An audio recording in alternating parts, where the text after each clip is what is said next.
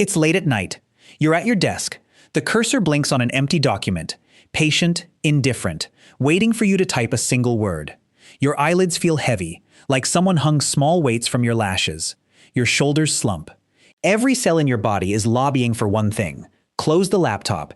Get under the covers. Let your thumb do slow, mindless laps around a phone screen. You try to push through. It doesn't work like pushing. It feels more like shoving a boulder up a muddy hill. 2 inches forward, 1 slide back, mud in your shoes. Your chest tightens. A quiet, familiar guilt creeps in, the kind that shows up every time you lose this same fight. And so you tell yourself the story you always tell yourself. I'm just out of gas. My willpower battery is dead tonight. I'll try harder tomorrow. It's a comforting story. It turns your laziness into biology, a fuel tank you didn't choose to empty. But what if that story is a lie? What if the willpower battery you've blamed for every failed morning, every abandoned diet, every unfinished project, doesn't exist? What if your brain isn't running low at all?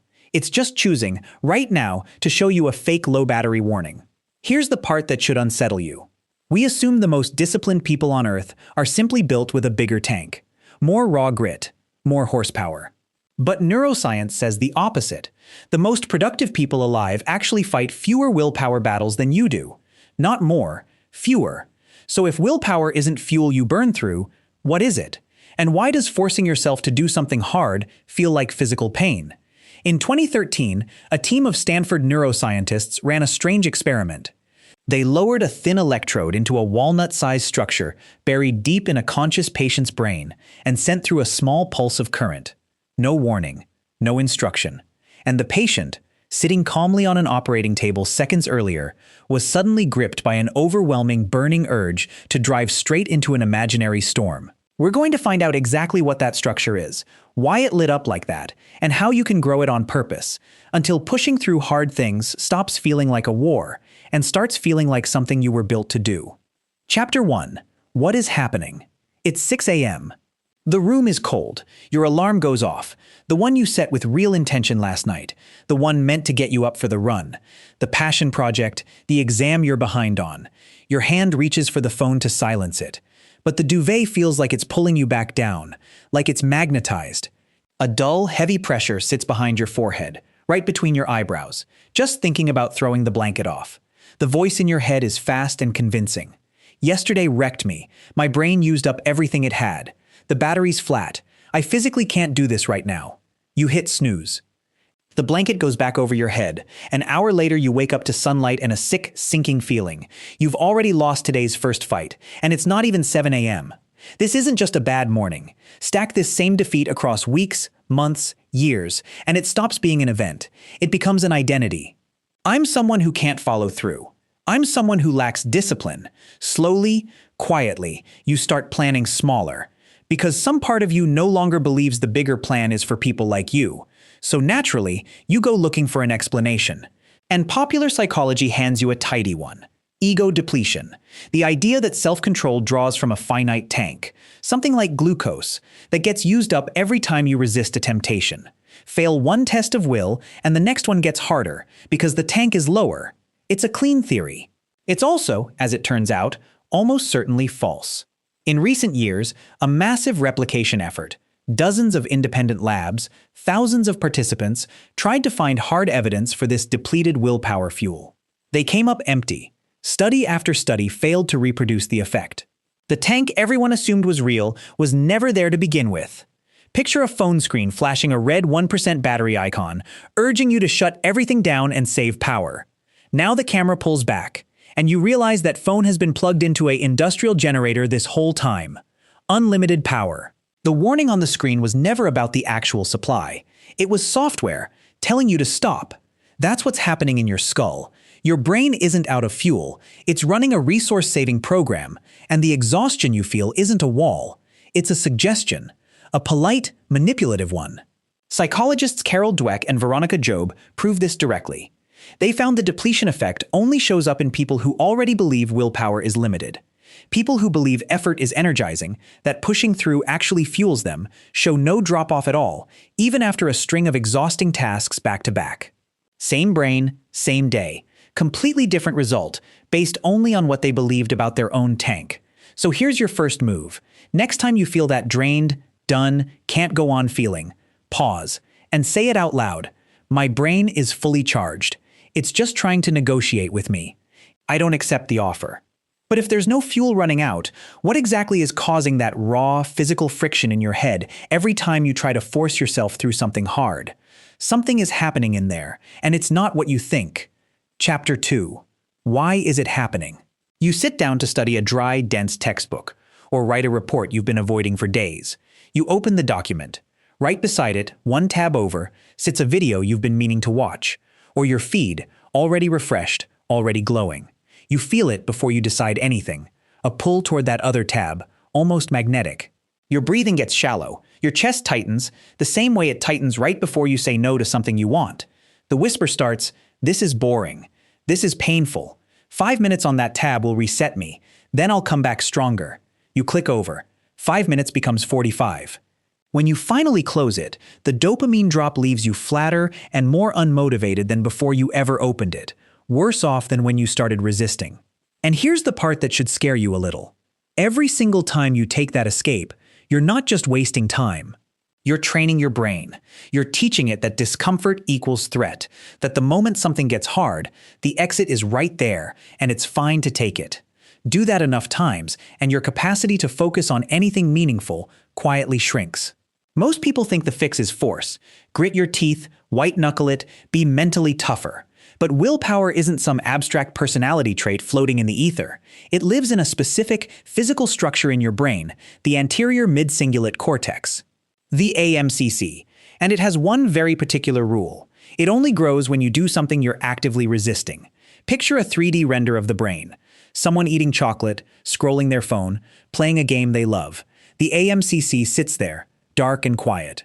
Now picture that same person stepping into an ice-cold shower, or forcing themselves through a chore they genuinely hate. The aMCC lights up, a bright neon blue, pulsing behind the forehead, and its neural connections physically stretch, the way a muscle tears and rebuilds after a heavy lift. That tightness in your chest when you resist the easy thing, that's not failure. That's the exact physical sensation of your aMCC breaking down so it can rebuild bigger. No friction, no growth. Ever. This isn't theory. Neuroscientist Dr. Joseph Parvizi ran the Stanford study behind our cold open. When his team sent a small electrical charge directly into the aMCC of conscious patients, something remarkable happened almost instantly. Heart rate spiked, and each patient reported the same unshakable expectation, that a massive challenge was coming, paired with a fierce, determined readiness to meet it. One patient described the feeling exactly like driving a car straight into a storm on a flat tire, no way to turn back. And instead of panic, feeling a driving, insistent urge, push harder, get through to the other side. So here's the small shift. Build a microsucks protocol into your day, one short task you genuinely dislike, done on purpose, every single day. A cold shower, the dish you left in the sink, the email you've been avoiding. Not because the task matters, because resisting it is reps for the one muscle in your brain that makes everything else possible. If growing unbreakable willpower is really this simple, just feed the aMCC a little discomfort every day. Why do we keep sliding back into the same lazy patterns the second we stop paying close attention? Before we go further, if this is landing, hit subscribe. What we're about to cover next is the part almost nobody talks about. Why even people with a strong aMCC still fall apart under pressure, and the environmental trick elite performers use instead of raw willpower. Chapter 3. Why does this pattern keep repeating? It's Sunday night. You're riding a wave of fresh motivation, and you write the plan. Clean eating all week, the gym at 5 a.m., 4 hours of deep work every evening. It feels good just writing it down. Thursday afternoon arrives, and it doesn't feel good anymore. You're drained from a long week. You walk into the break room, and there they are. A box of fresh glazed donuts, sitting on the counter like they were placed there just for this exact moment of weakness. Your brain doesn't hesitate. You've earned this. You've been so disciplined all week. One donut changes nothing. You eat it, and almost instantly, the guilt lands. Then comes the real damage, the thought that finishes the job. Well, today's already ruined. Might as well order pizza tonight and start fresh Monday. The whole week's plan collapses in one sitting. And it doesn't just cost you Thursday. It reinforces the story that you're simply not gritty enough for big goals, trapping you in the same loop. Inspired Sunday, collapsed Thursday. Repeat. We've been sold the idea that the answer is grit, a rare, almost mystical trait that separates the disciplined from the rest of us. But a large-scale analysis by researcher Marcus Crade found something uncomfortable about that idea. Statistically, grit overlaps by up to 98% with a personality trait psychologists have measured for decades: conscientiousness. It's an old concept wearing a shinier name. And here's the twist inside the twist. Genuinely self-controlled people report fighting fewer moment-to-moment willpower battles than average people. Not more discipline in the fight, fewer fights to begin with. Picture two people side by side. One is a warrior holding up a shield, arrows raining down labeled donuts, notifications, snooze button, blocking one, ducking another, getting clipped by a third, visibly exhausted. Beside them, a second figure has simply built a thick brick wall before the fight ever started. No arrows reach them. They're not stronger. They just designed the battlefield so the battle never happens. That's the real shift. You don't need a tougher shield. You need to stop standing in the line of fire. Unstoppable people aren't winning more internal battles. They've engineered a life where those battles rarely start. A 2024 paper by researchers Michael Inslicht and Brent Roberts, aptly named The Fable of State Self-Control, backs this up directly. Highly productive people succeed not by white-knuckling past temptation in the moment, but by using their planning ahead of time to avoid the temptation altogether. They build workspaces without distraction. They block apps before they need willpower to resist them. They automate the boring decisions, so the right choice is simply the easiest one available. So pick your one biggest daily temptation, the phone, usually, and physically remove it. Different room. Timed lockbox, out of arm's reach before you sit down to work. Let your environment fight the battle your brain doesn't have to. This kind of design protects your baseline, but life doesn't always let you stay inside a controlled environment. Sooner or later, you're pushed into real chaos. A crisis, a deadline, a moment where the stakes are real and there's no wall to hide behind.